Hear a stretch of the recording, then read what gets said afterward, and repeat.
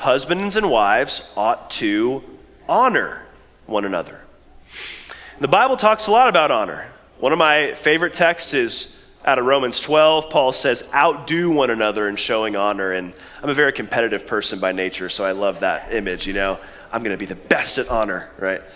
Not totally the right heart mentality there.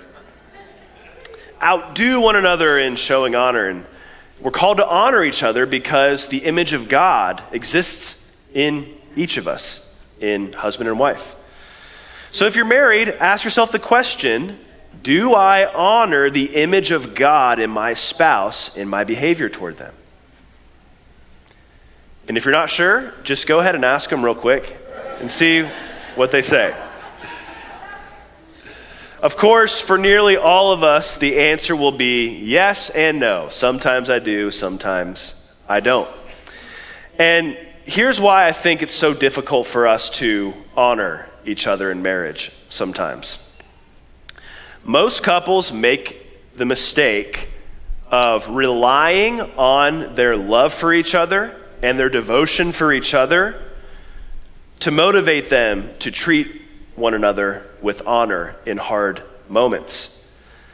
The problem with that is, did you know that when you're in an argument with your spouse, your brain, I think it's the amygdala, views them as a physical threat. It's the way your brain interprets just an emotional argument, like a physical threat. Additionally, the part of your brain that is responsible for empathy or rational thinking gets dialed way down in an argument.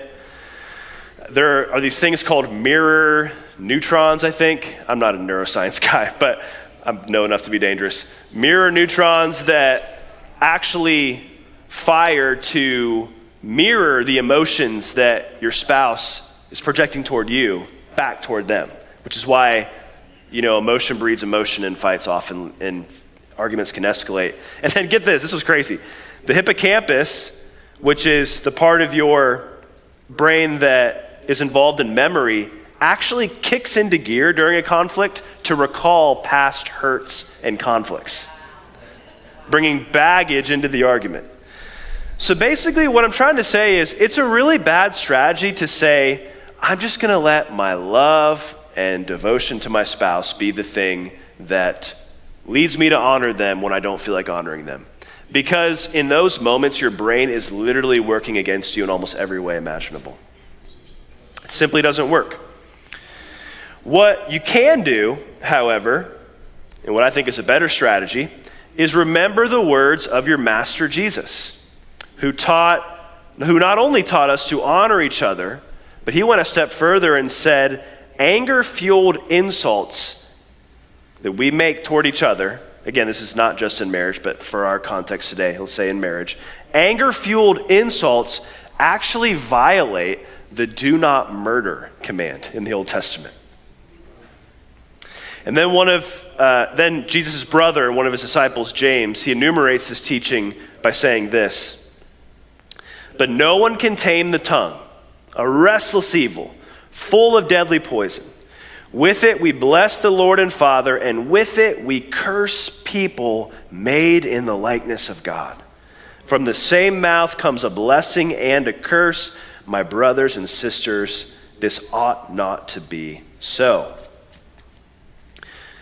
What's James saying here? That if I say something insulting to you, or I say something insulting to my spouse, Jamie, I'm also insulting the God in you. Or I'm insulting the God in my wife. And so I think a key to honoring your spouse is to remember that godly marriages, and I might even say successful marriages, involve three people, not two. Husband, wife, and God. In heated arguments, I'm suggesting that a better approach is to ultimately honor them, not because of them. Because in that moment, they are not, your brain is telling you they are a physical threat that needs to be vanquished. So not to honor them because of them, but because you're an apprentice of Jesus. I don't want to honor you right now. I want to fire back something equally as hostile or more hostile, but I'm an apprentice of Jesus. I've surrendered my life to him. People who aren't apprentices of Jesus, they can throw insults and derision in an argument, but not me, because if I do that, I'm murdering them according to him. I've submitted my whole person to Jesus in his way, and I'm simply not permitted to act like the world does. I think if you let your devotion to Jesus rather than to your spouse be the thing that motivates you to honor, you'll probably be more successful in actually honoring. And you'll be acknowledging that your marriage is not just between you and your spouse, it's a covenant made to them before God.